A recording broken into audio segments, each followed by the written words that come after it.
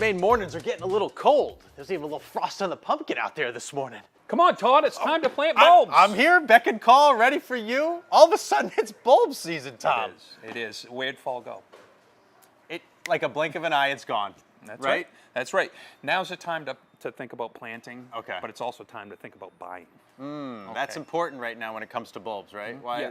I mean, the later we go in the season, the less selection you have. So if you're looking for a good selection of bulbs, purchasing your bulbs now, and then you have about 6 weeks to get them in the ground. When is like the drop dead date? It's really important to, once we get into November, to watch the weather and make sure that Mother Nature doesn't kind of dip off. Yeah. As long as the ground's not frozen, we can plant bulbs. Yeah, you can dig, Yep. right? Yep. Okay, so there are a variety of bulbs here. What are your favorites? So, we're going to start with tulips. I mean, they're standby, but these are ones that the deer love. So we put them close to the house. We put them in an area where we plant our annuals because I really treat tulips as an annual. They don't come back well year after year. So we can dig these up in the spring, put them in the compost pile, move on. Okay. Okay, good blast of color. Yep. Scilla. Scilla's a great one. Pretty. This one can go in the lawn. If you have an organic lawn, weed killers will kill this plant, but the seed will be spread by your lawnmower. So it's a great thing for pollinators early on. They come up in the lawn. You can put them in the garden also, but a great way to spread them throughout your lawn is when you mow. Got it. Okay. One of the first signs of spring right here, right? Crocus, of course. Put these in places that the first snow kind of goes away.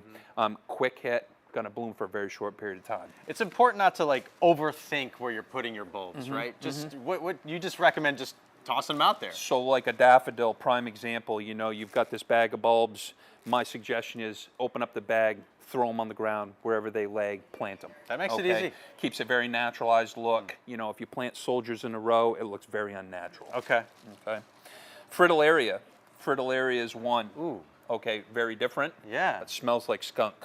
Oh, that's not good. No, so don't put it near the patio or the front door. Good advice. Okay. Can you give us something that smells good? Hyacinths. All Boom. right, let's put those by the patio. So the first fire pit we have in the spring, these things are blooming. Cool. And then allium, they're always a good one. This acts more like a perennial, wonderful seed pod. So plant this in clusters. They come in bags of 5, so plant them all as a cluster of 5, and they will continue to get larger and larger, but act more like a perennial. With allium too, These right? are all the way up to 36 to 42 inches. Wow, okay. And the seed pods are wonderful in your perennial garden, so you leave these up all season. You got a couple of tools that can help out here too. So obviously, if you're planting a lot, an auger that goes in your drill is a really great way to go. Save your back a little bit. Yeah. If you've been working your soil all season and you've got it really nice, the hand planters work. Not many of us have really nice soil It's any usually longer. pretty compacted, or you use the old, standby, which, you can use like a shovel and push down with your feet. Okay. Now, for a lot of years, we use bone meal. That attracts rodents. With bulb tone, this has a little bit of bone meal, but more fertilizer for them to root.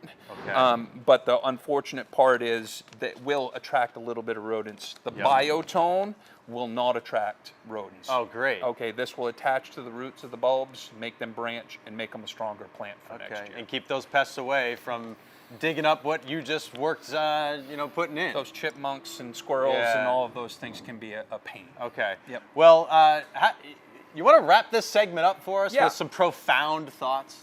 Well, the gardening season's coming to an end, right? We maybe have a couple more weeks left outdoors, and then it's time to really start thinking about gardening indoors. So it never ends then, does it? It never ends. We're always planning for the next season. Okay. And it's also, there's a lot of things indoors you can do to keep the kids engaged and also keep you engaged, in your gardening venture. Okay. Tom Estabrook, Always great to a see you pleasure. again. Loved having this little bulb thing. A lot of fun. We had a lot of fun. Yes, we did. And we'll catch you next time on Gardening with Gutner. See ya.